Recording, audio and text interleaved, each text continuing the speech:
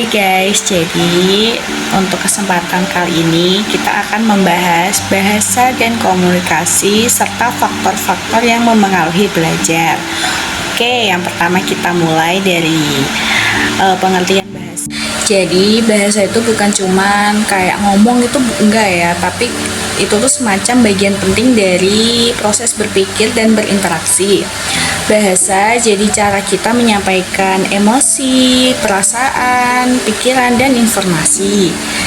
Selanjutnya ada komunikasi. Apa sih itu komunikasi? Komunikasi adalah proses penyampaian pesan antara dua orang atau lebih. Nah, komunikasi ini terbagi menjadi dua, yaitu verbal dan non-verbal. Apa sih verbal dan apa sih non-verbal itu? Verbal ini tuh yang pakai kata-kata baik lisan maupun tulisan. Kalau non-verbal itu seperti ya tanpa kata-kata gitu, kayak ekspresi wajah, intonasi, gestur, sampai diam pun juga bisa menjadi penyampaian pesan loh. Intinya tuh komunikasi yang efektif tuh penting banget, apalagi dalam konteks belajar. Kalau kita ngerti cara nyampein ide dengan jelas dan bisa nangkep maksud orang lain, proses belajarnya juga makin lancar. Terus bahasa juga punya peran penting dalam proses belajar loh. Kita belajar lewat membaca, mendengar, berdiskusi, semuanya itu pakai bahasa. Bahkan cara kita memahami informasi juga dipengaruhi oleh struktur bahasa yang kita kuasai. Misalnya kalau kita nggak ngerti istilah tertentu dalam materi pelajaran, otomatis kita jadi susah paham isinya kan. Selanjutnya kita masuk di faktor-faktor yang memengaruhi belajar. Yang pertama ada faktor internal, yaitu faktor dari dalam. Yang pertama ada motivasi. Semakin tinggi motivasi biasanya juga semakin besar usaha untuk belajar ya teman-teman. Yang kedua ada minat. Kalau kita tertarik, pasti kita jadi lebih fokus dan lebih semangat untuk belajar. Yang ketiga ada kondisi fisik dan mental.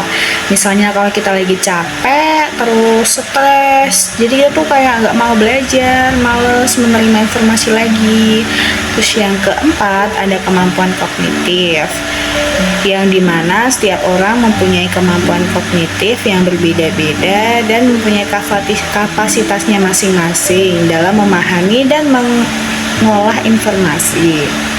Nah, selanjutnya ada faktor eksternal. Yang pertama ada lingkungan belajar, contohnya kayak tempat yang tenang, terus minim distraksi, nyaman, belajar jadi lebih efektif. Yang selanjutnya ada metode pengajaran. Cara dosen atau guru dalam menyampaikan materi juga berpengaruh loh. Terus yang ketiga ada media belajar. Misalnya ada yang lebih cepat lewat video, ada juga yang lebih cepat lewat membaca, karena dia mungkin lebih suka membaca ya daripada menonton video. Yang selanjutnya ada interaksi sosial. Hubungan sama teman, guru, keluarga itu juga bisa menjadi faktor loh. Aku kasih contoh ya biar makin paham. Jadi misalnya tuh kita lagi belajar, terus TV-nya tuh masih nyala, terus HP kita bunyi, terus ada notifikasi Shopee, TikTok, atau yang lain-lain. Nah kita tuh lagi belajar tapi nggak mood karena capek, mungkin ya habis seharian berorganisasi, ada acara atau apapun itu ya. Jadi intinya tuh mau sepinter apapun tuh pasti nggak bakal bisa maksimal belajarnya kalau dalam keadaan-keadaan tersebut yang aku sebutkan tadi. Tapi kalau suasananya tenang, kamu tahu gaya belajarmu gimana, dan kamu lagi semangat, pasti hasilnya bakal beda jauh, pasti lebih maksimal ya tentunya.